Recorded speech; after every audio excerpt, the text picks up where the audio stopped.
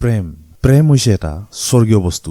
আপুনি যদি জীৱনত কাৰোবাৰ পৰা সঁচা ভাল পোৱা তেন্তে আপোনাৰ জীৱন পদুম ফুলৰ দৰে ফুলি উঠিব। সঁচাকৈয়ে জীৱনৰ ৰঙেই হৈছে প্ৰেম, আৰু এই প্ৰেম ভাল পোৱা লাভ কৰিবলৈ ডেকা গাভৰুৱে ইজনে সিজনক প্ৰপ'জ কৰিব লগা হয়। আৰু আমাৰ দেশত ছোৱালীতকৈ ল'ৰাবোৰেহে বেছিভাগ ছোৱালীবিলাকক প্ৰপ'জ কৰে। বিভিন্নজনে বিভিন্ন ধৰণে প্ৰপ'জ কৰে। কিন্তু বন্ধুসকল, মই আপোনালোকক এটা কথা জনাবলৈ গৈ আছো। জাপানত ছোৱালীবিলাকক ল'ৰাক সমানে প্ৰপ'জ কৰে। তাত ছোৱালীবিলাকে যেতিয়া ল'ৰাবোৰক প্ৰপ'জ কৰে তাৰ ষ্টাইলটো অলপ বেলেগ ধৰণৰ হয়। জাপানত এজনী ছোৱালীয়ে যেতিয়া এজন ল'ৰাক প্ৰপ'জ কৰিব তেতিয়া তাই ল'ৰাজনৰ চোলাটোৰ বুকত থকা বটামটো খুজিব, আৰু ইয়াতেই ল'ৰাজনে গম পাব যে ছোৱালীজনীয়ে তাক পছন্দ কৰিছে আৰু তাক প্ৰপ'জ কৰি আছে। তাৰ পিছত ল'ৰাজনৰ যদি ছোৱালীজনীক ভাল লাগে তেন্তে চোলাটোৰ বটামটো ছোৱালীজনীক ছিঙি দিব, আৰু যদি বেয়া লাগে তেন্তে বটামটো নিদিব।